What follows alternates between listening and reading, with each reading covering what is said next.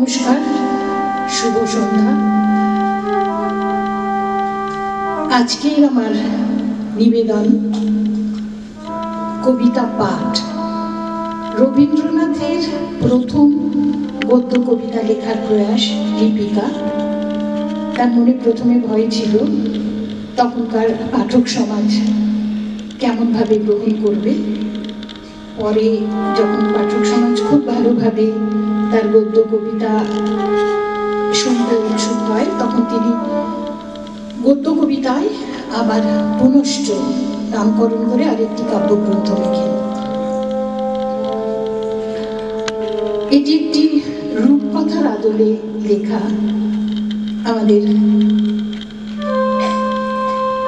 আমাদের আধুনিক জীবন যাপনের যন্ত্রণাময় চিত্র ফুটে উঠেছে। আপনারা কি ঠিক পাচ্ছেন? আমি একটু হাউলিং পাচ্ছি। হাউলিং হচ্ছে না একটু? হ্যাঁ, হাউলিংটা যদি কম। ছোটবেলায় রবীন্দ্রনাথ দাস দাসীদের কাছে মানুষ হয়েছিলেন।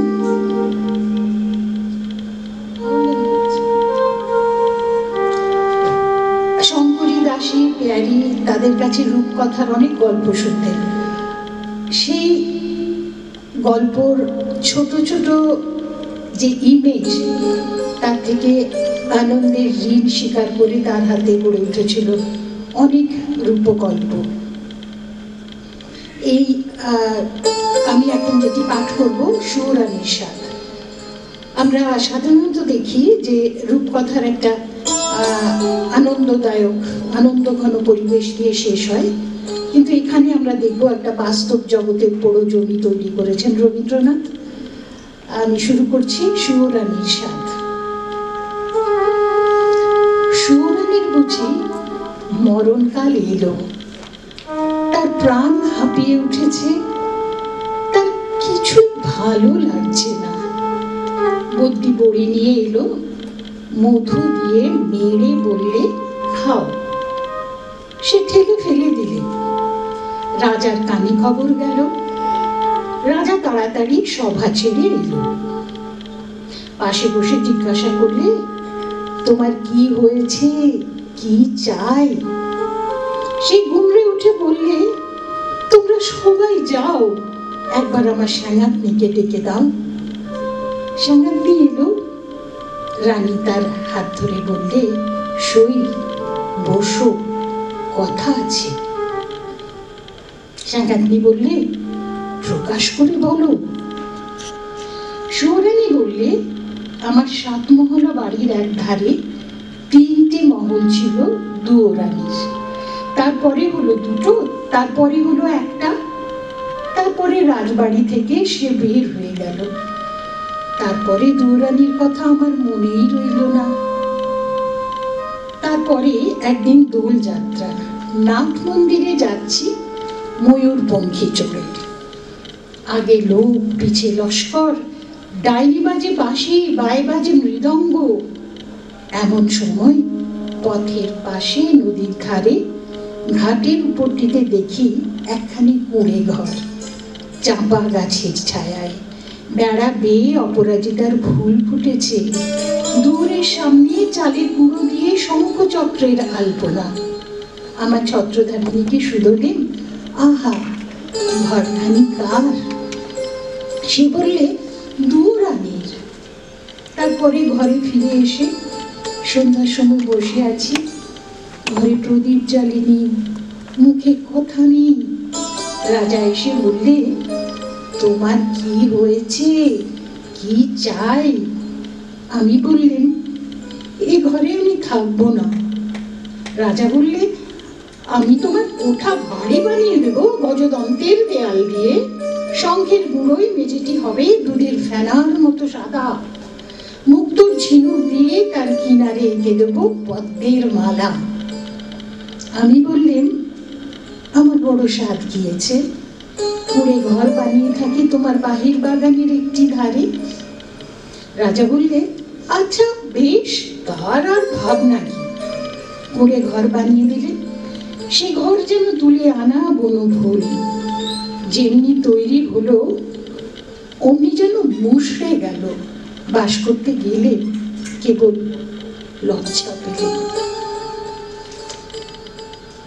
তারপরে একদিন স্নান যাত্রা, নদীতে নাইতে গেছি, সঙ্গে 107 জন সঙ্গিনী।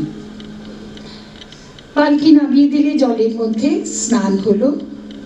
পথে ফিরে আসছি, পালকির দরজা একটু ফাঁক করে দেখি ও কোন ঘরের বউগা, যেন নির্মাল্যের ফুল, হাতে সাদা শাখা, পরনে লাল পেড়ে শাড়ি, স্নানের পর ঘড়াই করে জল তুলে আনছে।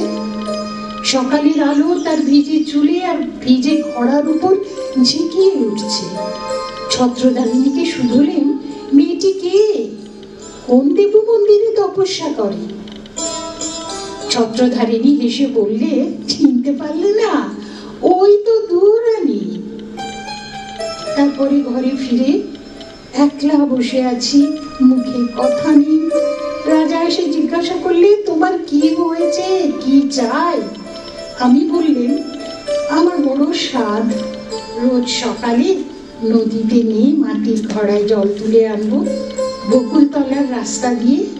রাজা বলল, আচ্ছা বেশ, ধারার ভাবনা। রাস্তায় রাস্তায় পাহারা বসলো, লোকজন গেল সরে। সাদা শাখা পরলেন আর লাল পেড়ে শাড়ি, নদীতে স্নান সেরে ঘড়াই করে জল তুলে আনলেন। দূরের সামনে এসে মনের দুঃখে ঘোড়া আছড়ে ভাঙলেন। যা ভেবেছিলেন তা হলো না, শুধু লজ্জা পেলেন। তারপরে সেদিন রাস যাত্রা, মধুবনে জ্যোৎস্না রাতে তাঁবু পড়ল, সমস্ত রাত নাচ হলো, গান হলো। পরদিন সকালে হাতির উপর হাওদা চড়ল। পর্দার আড়ালে বসে ঘরে ফিরছি, এমন সময় দেখি বনের পথ দিয়ে কে চলেছে। তার নবীন বয়স, চূড়োয় তার বনফুলের মালা, হাতে তার ডালি, তাতে শালুক ফুল, তাতে বনের ফল, তাতে ক্ষেতের শাক। ছত্রধারিণীকে শুধলেন, কোন ভাগ্যবতীর ছেলে পথ আলো করেছে? ছত্রধারিণী বললে, জানো না, ওই তো দুয়োরানীর ছেলে।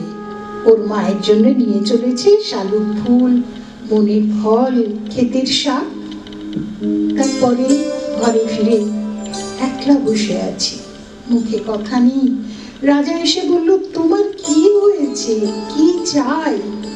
আমি বললাম, আমার বড় সাধ, রোজ খাবো শালুক ফুল, বনের ফল, ক্ষেতের শাক। আমার ছেলে নিজের হাতে তুলে আনবে।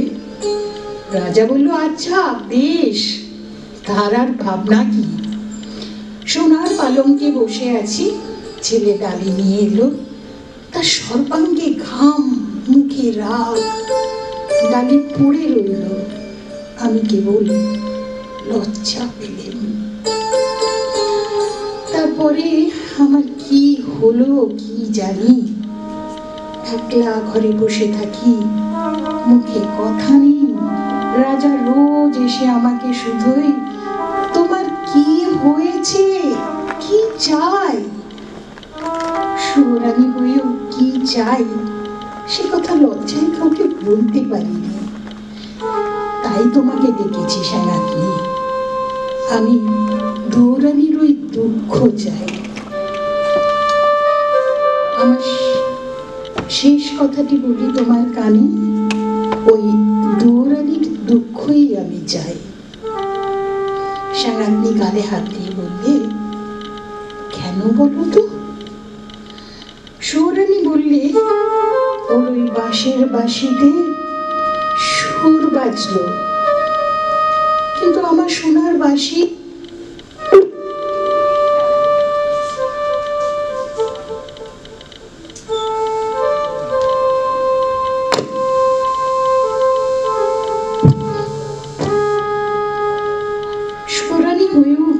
চাই সে কথা লজ্জায় কাউকে বলতে পারিনি।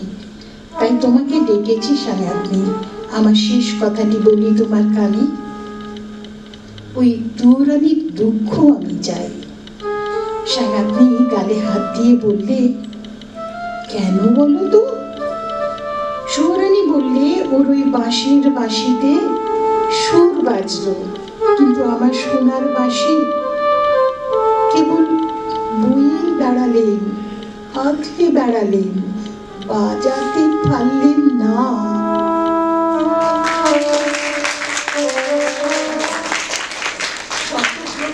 একটু অসুবিধা ছিল, আমি অরূপ রতনের পক্ষ থেকে সেই জন্য মার্জনা চাইছি। অরূপ রতনকে আর আমি ওনার নামটা যদি বলেন, বিশেষ কৃতজ্ঞতা আপনাকে। অনেক অনেক ধন্যবাদ।